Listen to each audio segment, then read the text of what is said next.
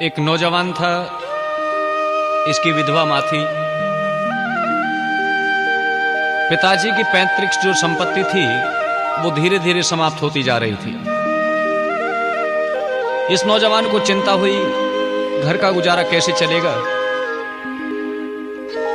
ये अपनी माँ से कहता है कि माँ, मैं कोई नौकरी कर लूं। माँ ने कहा, बेटे नौकरी कर लो। कहते हैं नौजवान घर से नौकरी करने के लिए निकला और जहां पर नौजवान फौज में भर्ती होते थे वहां पर पहुंच गया। जहां और नौजवान भी खड़े थे लाइन में, ये भी जाकर के पीछे से खड़ा हो गया। ये जो भर्ती करने वाला व्यक्ति था, सभी नौजवानों को देखता है, बात करता है, बात करते करते पीछे को आया। इसी नौजवान के पास में पहुंचा और इस नौजवान से कहता है, बेटे किस लिए आए हो। ये नौजवान कहता है, बाबूजी कुछ देश की सेवा हो जाएगी और कुछ उदर पूर्ति का साधन बन जाए। ये जो भर्ती करने वाला व्यक्ति था कहता है, बेटे यहां तक तो बात ठीक है कि देश सेवा हो जाएगी, लेकिन उदर पूर्ति का साधन बन जाए, मेरे बात समझ में नहीं आई। तुम्हारे परिवार में कितने व्यक्ति हैं जो तुम्हारे ही पेट के लिए रोटी नहीं मिलती। ये नौजवान कहता है, बाबूजी परिवार में ज्यादा व्यक्ति नहीं है, केवल एक मेरी बूढ़ी माँ विधवा है और कोई नहीं है। ये व्यक्ति कहता, अरे तू अपनी विधवा माँ बूढ़ी को छोड़ करके और यहां पर आ गया फौज में भर्ती होने के लिए। एक बात बता, अगर मैं तुझे भर्ती कर भी लूं, अगर कहीं तू देश की सेवा करते हुए देश के ऊपर बलिदान हो गया तो नौजवान तेरी इस बूढ़ी माँ की सेवा कौन करेगा। जब इस बात को सुना नौजवान उदास हो गया। ये भर्ती करने वाला व्यक्ति कहता है, नौजवान मैं तुझे भर्ती नहीं करूंगा। ये नौजवान निराश होकर के अपने घर पर वापस आ गया। मां ने बेटे के चेहरे को देखा और देख करके कहती है, बेटे नौकरी लग गई। ये नौजवान कहता है, हाँ मां नौकरी लग भी गई और छुट भी गई। इसने कहा, क्यों। कहते हैं इस नौजवान ने पूरी हालचाल जितनी भी बातें हुई थी सब बता दी। ये इसकी मां कहती है, बेटे चिंता मत करो, रोटी खाओ, आराम से लेटो। कल सुबह में तुम्हें एक पत्र लिख करके दूंगी, शर्त यह है उस पत्र को रास्ते में पढ़ना नहीं है और इस पत्र को बाबू को जाकर के देना। मैं गारंटी के साथ कहती हूं तुम्हें वो बाबू नौकरी पर जरूर लगा लेगा। कहते हैं नौजवान ने रोटी खाई। अगले दिन प्रातःकालीन उस माँ के पत्र को लेकर के नौजवान आज ऑफिस में नहीं, उस बाबू के घर पर पहुंचा। बाहर से शीश दबाया, अंदर घंटी बजी। ये बाबू बाहर निकला, इसको देख करके पहचान गया और कहता है, अरे मैंने तो तुम्हें कल मना कर दिया था, मैं तुम्हें नौकरी पे नहीं लगाऊंगा, लेकिन आज किस लिए आए हो। ये नौजवान बड़े खुशी के साथ कहता, बाबूजी आज मैं कोई आया थोड़ी हूं, आज तो मुझे भेजा है। कहा, किसने। ये बड़े गर्व के साथ कहता है, आज मेरी माँ ने भेजा है। और ऐसे भेजा नहीं बल्कि पत्र भी साथ में लिख करके दिया है। कहते हैं इस बाबू को जब इसने पत्र दिया, इस ऑफिसर ने इस पत्र को पढ़ा, पढ़ करके ड्राइवर का इंतजार नहीं किया और इस नौजवान से कहा कि नौजवान मेरी गाड़ी में बैठो, मुझे अपने घर का रास्ता बताओ। यह नौजवान इस ऑफिसर को अपने घर पर लेकर के गया और जाकर के देखता है कि दरवाजा बंद है। इसने बाहर से आवाज लगाई, मारे खुशी के उछल पड़ा और कहता है, माँ जिस बाबू ने मुझे नौकरी पे लगाने से इनकार कर दिया था, देखो आज तुम्हारे पत्र को पढ़ करके यहां पर आए हैं, तुम दरवाजा खोलो। कहते इसने बहुत आवाजें लगाई, दरवाजा नहीं खुला। फिर इसने कुंडी खटखटाई तो भी दरवाजा नहीं खुला।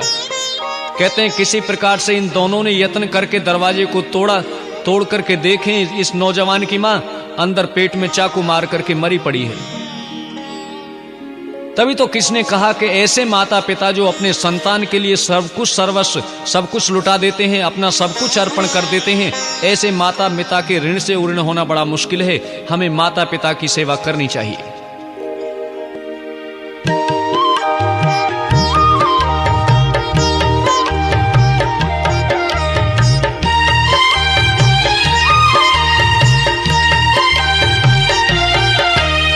हम कभी माता पिता का ऋण चुका सकते नहीं, हम कभी माता पिता का ऋण चुका सकते नहीं। इनके तो एहसान हैं इतने गिना सकते नहीं, हम कभी माता पिता का ऋण चुका सकते नहीं।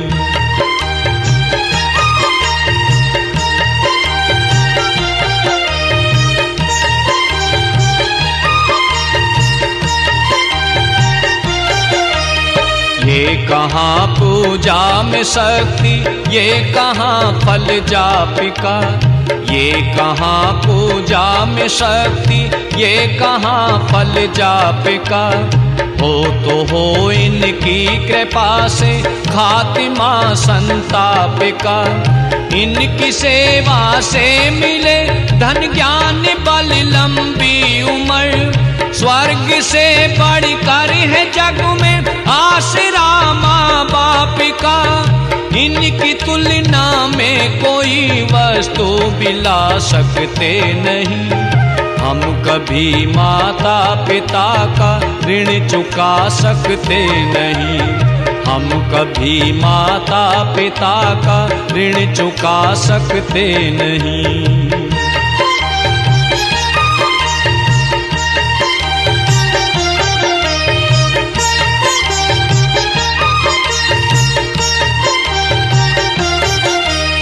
देख ले हमको दुखी तो भर ले अपने नैनिये।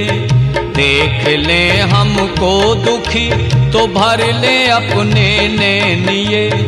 एक हमारी सुख की खातिर तड़पते दिन रैनिये। भूख लगती प्यास ना और नींद भी आती नहीं। कष्ट हो तन पे हमारे हो उठे बेचैनिये।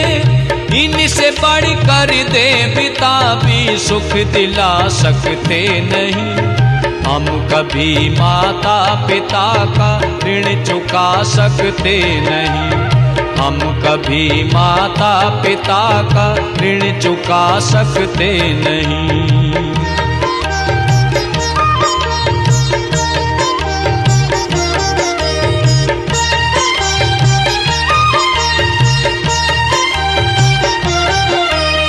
पढ़ लो वेद और शास्त्र का भी एक ये भी मर्म है।